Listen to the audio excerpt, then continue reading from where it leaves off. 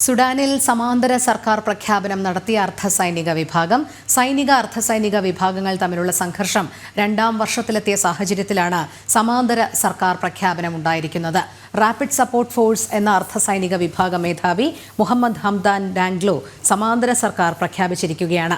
ഭരണം നടത്തുന്നതിന് 15 അംഗ പ്രസിഡൻഷ്യൽ കൗൺസിലും രൂപീകരിച്ചിട്ടുണ്ട്.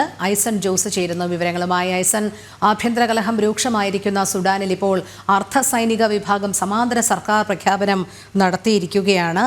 തുടർന്നും ഇനി സംഘർഷം വർദ്ധിക്കുന്ന ഒരു സാഹചര്യം തന്നെയാണോ ഉണ്ടാകുന്നത്? തീർച്ചയായും രോഹിണി, ഈ സൈന്യവും അർദ്ധസൈനിക വിഭാഗങ്ങളും തമ്മിലുള്ള ഒരു സംഘർഷം നിലനിൽക്കുകയും ഇപ്പോൾ ഈ പ്രഖ്യാപനം, അതായത് ഈ അർദ്ധസൈനിക വിഭാഗം തങ്ങളുടെ ഒരു സമാന്തര സർക്കാർ അല്ലെങ്കിൽ ഒരു സർക്കാർ രൂപീകരിക്കുന്നു എന്ന ഭരണ സംവിധാനം, റൈവൽ ഗവൺമെന്റ് എന്ന വാക്ക് തന്നെയാണ് ഉപയോഗിച്ചിരിക്കുന്നത്. അത്തരത്തിലൊരു സംവിധാനം രൂപീകരിക്കാനുള്ള നീക്കങ്ങൾ നടത്തുന്നു എന്ന ഒരു റിപ്പോർട്ട് പുറത്തു വരുമ്പോൾ വളരെ കൃത്യമായി ഗൗരവമായി കാണേണ്ട ഒരു സാഹചര്യമുണ്ട്. ഈ രണ്ട് സൈനിക വിഭാഗങ്ങളും, അർദ്ധസൈനിക വിഭാഗങ്ങളും പ്രധാന സൈനിക വിഭാഗങ്ങളും ചേർന്നുള്ള അതിക്രമങ്ങൾ, അവർ തമ്മിലുള്ള അതിക്രമങ്ങൾ തുടരുന്നൊരു പശ്ചാത്തലം തന്നെയാണ് സുഡാനിൽ നിലനിൽക്കുന്നത്. 2 വർഷമായി ഈ പ്രശ്നം അതിരൂക്ഷമായി തുടരുന്ന ഒരു സാഹചര്യമാണ്. നിരവധി പേർ കൊല്ലപ്പെടുകയും വൻതോതിൽ ആക്രമണങ്ങൾ നടക്കുകയും ചെയ്തു. ഈ ആക്രമണങ്ങളുടെ എല്ലാം പിന്നാലെയാണ് ഇവിടെ സമാന്തരമായ ഒരു സർക്കാർ രൂപീകരിക്കാനുള്ള നീക്കം നടത്തിയിരിക്കുന്നത്.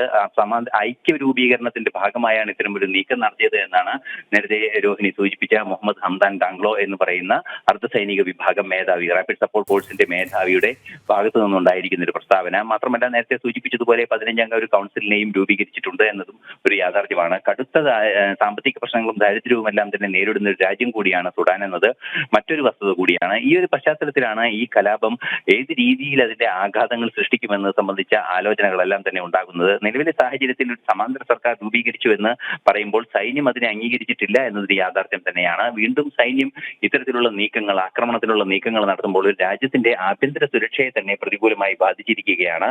സൈന്യം ആക്രമണം നടത്തുമ്പോൾ ആന്തരികമായ പ്രശ്നങ്ങൾ സൃഷ്ടിക്കുന്ന സംവിധാനങ്ങളെ നിയന്ത്രിക്കുന്നതിനാണ് സാധാരണഗതിയിൽ അർദ്ധസൈനിക വിഭാഗങ്ങളെ വിന്യസിക്കുക. ഇപ്പോൾ സൈന്യവും അർദ്ധസൈനിക വിഭാഗങ്ങളും ഒന്നായി പ്രവർത്തിക്കുക എന്നതാണ് അടിസ്ഥാനപരമായ സൈനിക തത്വം എന്നിരിക്കെ രണ്ട് വിഭാഗങ്ങളും തമ്മിൽ ഏറ്റുമുട്ടിയ ഒരു സാഹചര്യം അതീവ ഗുരുതരമായ ഒരു രാഷ്ട്രീയ അല്ലെങ്കിൽ ഒരു സുരക്ഷാ പശ്ചാത്തലം തന്നെ സുഡാനിൽ ഉണ്ടാക്കിയിരുന്നു. ഇത് ഏറെ രൂക്ഷമാകാനുള്ള ഒരു സാഹചര്യമാണ് ഇനി ഉണ്ടാകുക.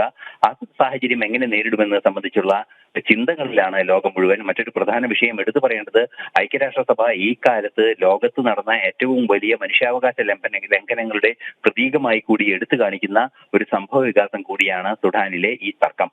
രോഹിണി, ശരി, ഐസൺ ജോസാണ് വിവരങ്ങൾ നൽകിയത്.